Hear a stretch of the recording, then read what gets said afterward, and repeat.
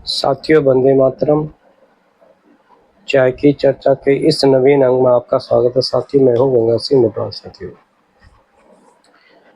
साथियों, आज का जो वीडियो है, जो बनाने का है और जो विषय है, वो श्री मोदी जी के लिए है। मोदी जी के बारे में है। वो ये विषय है साथियों, जैसे कि अभी कुछ समय पहले जो आरएसएस भारतीय स्वयंसेवक संघ के जो संचालक हैं, संचालक जिसे प्रमुख कह सकते हैं हम, मोहन भागवत जी, उनका एक स्टेटमेंट आया और जिस स्टेटमेंट ने पूरे देश के अंदर तहलका मचा दिया।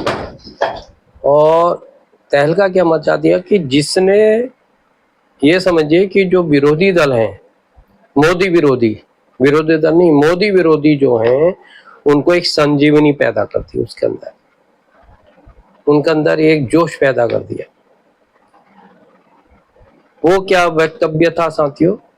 उन्होंने एक किसी मीटिंग में कहा कि मोहन भागवत जी ने कि भाई 75 साल के होने के बाद जब आदमी को एक शॉल ओढ़ाया जाता है या मतलब उनको गिफ्ट दिया जाता है, उनका सम्मान किया जाता है, तो इसका मतलब ये समझिए कि उनका रिटायरमेंट का वक्त आ गया, उनको रिटायर हो जाना चाहिए।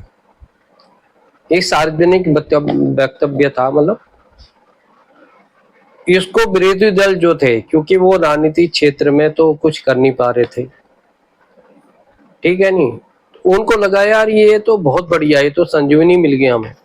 उसके उसमें वो मतलब बड़े खुश हो रहे हैं और इस मामले में लग गए हैं कि भाई हो जाना चाहिए था, रिटायरमेंट होना चाहिए। अब देखते हैं, क्योंकि मोदी जी जो हैं 75 साल के जो होने हैं वो सितंबर 2025 में है उनका। यहाँ पे कुछ बातें हैं जो मैं कहना चाहता हूँ साथियों, कि आप बैकग्राउंड में जाइए, फ्लैशबैक में जाइए। कांग्रेस के कुछ नेता थे, नाम तो मैं किसी का क्या लूं, उन्होंने जब मोदी जी 2014 में चुनाव लड़ रहे थे, पार्टी के द्वारा उनको प्रधानमंत्री पद का जो है उम्मीदवार घोषित कर दिया गया था, तो कई नेताओं ने गारंटी दी उसमें कि साहब मोदी तो किसी भी हालत में बन ही नहीं सकते।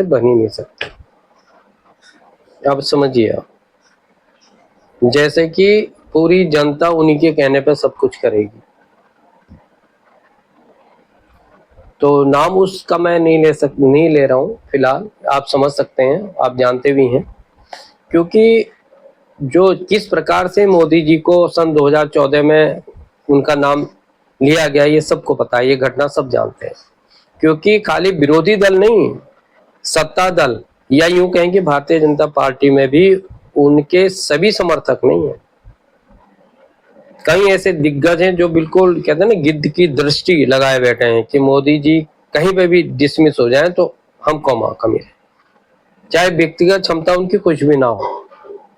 मैंने पिछले भी कई वीडियो में कहा था, अगर जो बात गलत होती है एक देश के जिम्मेदार नागरिक के नाते, जो संविधान ने अधिकार दिया, तो हम उस बात को कह सकते हैं।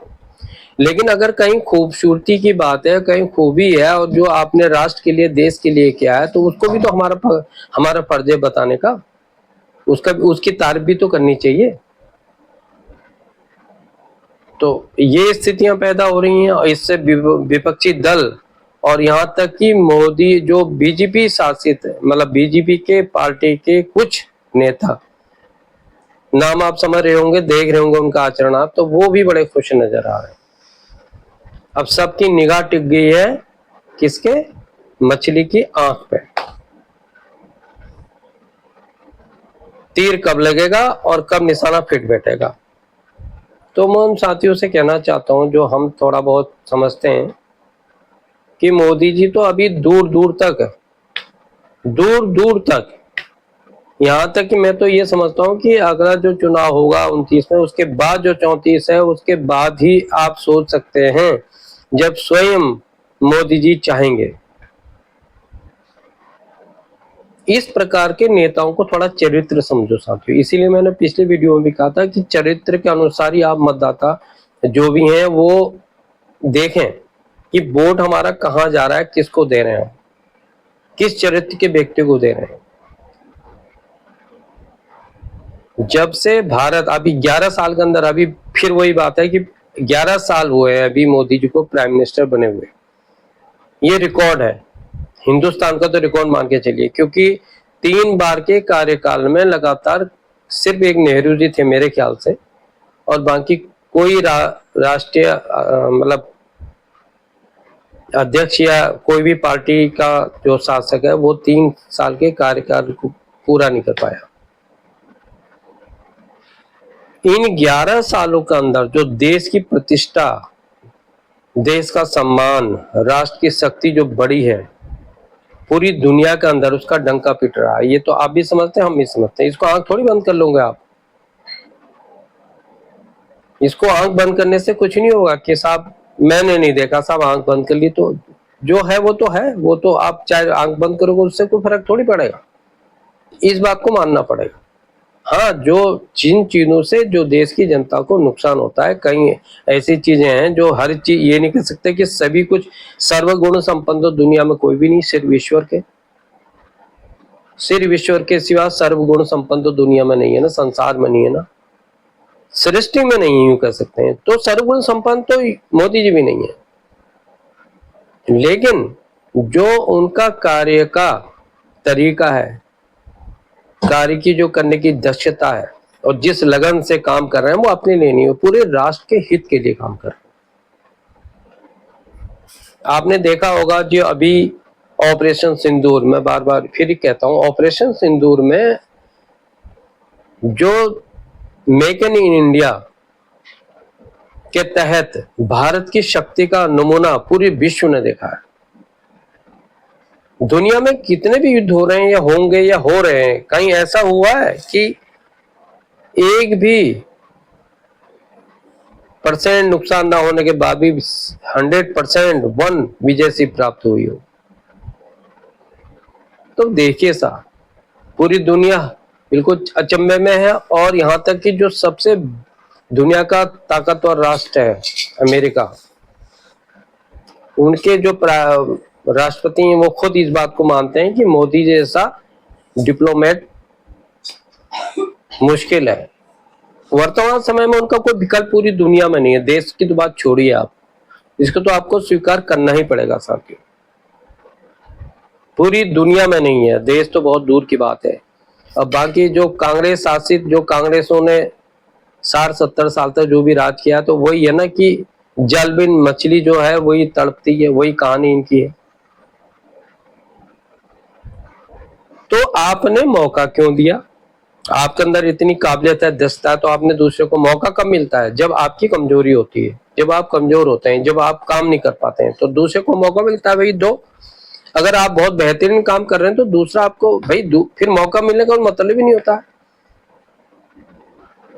तो जब यहाँ के जितने भी विपक्षी दल हैं और बीजेपी के अंदर भी, मैंने आपको पहले ही बताया था और कहानी भी सुनाई थी मैंने कि कई मामले के आंदोलनों में कि ऐसा नहीं है कि विपक्षी मतलब सत्ता के जो भारतीय जनता पार्टी के हैं, जो विपक्ष तो चलो है ही विपक्ष का, लेकिन जो सत्ताधारी हैं बीजेपी वाले हैं, उनकी भी मैंने आपको स्थिति बताई थी, कई आंदोलन में उनका चरित्र बताया था।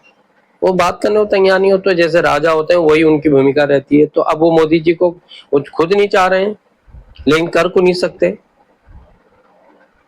वो कर कुछ नहीं सकते। तो अब वो भी देख रहे हैं कि उनकी भी दृष्टि लगी हुई है सितंबर 2025 तक कि भाई कुछ न कुछ चमत्कार हो जाए। तो भागवत साहब भी रिटायर होने वाले नहीं, जहां तक मैं समझता हूँ। वक्तव्य तो उन्होंने दे दिया, अब क्या सोच के दिया, क्यों दिया, क्या कारण है, क्या महत्व है, क्या वो जाने। लेकिन रिटायर होने वाले ना भागवत जी हैं ना ही मोदी जी हैं, इसलिए ज्यादा प्रसन्न होने की किसी को जरूरत नहीं है। ये देश का सौभाग्य है, हम लोगों का भी, आप लोगों का सौभाग्य है कि मोदी जैसा व्यक्ति इस राष्ट्र को देख रहा है। आपको कैसा चाहिए आप बताइए।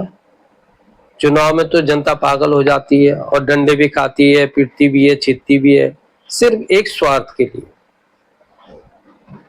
और ये सदियों से होता आ रहा है, ये आपने इतिहासों में पढ़ा होगा, देखा होगा, ये सदियों से होता आ रहा है। अपनों ने ही अपनों को धोखा दिया है, ये इतिहास बताता है हमारे देश का। नहीं तो हमारे तो ऐसे ऐसे राजा थे, योद्धा थे, उनको कोई परास्त कर ही नहीं सकता था। लेकिन धोखा कहाँ, अपनों से ही मिलता है।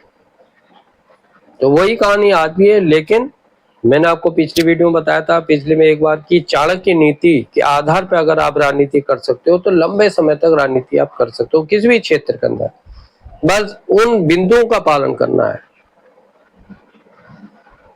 तो वही उसी प्रकार से मोदी जी भी अक्षर बाई अक्षर चाणक्य नीति का पालन करते हुए आगे बढ़ रहे हैं। पूरी दुनिया के अंदर ये लगा के देखिए आप कि कितना उनको जिस राष्ट्र में जा रहे हैं पुरस्कार मिल रहा है।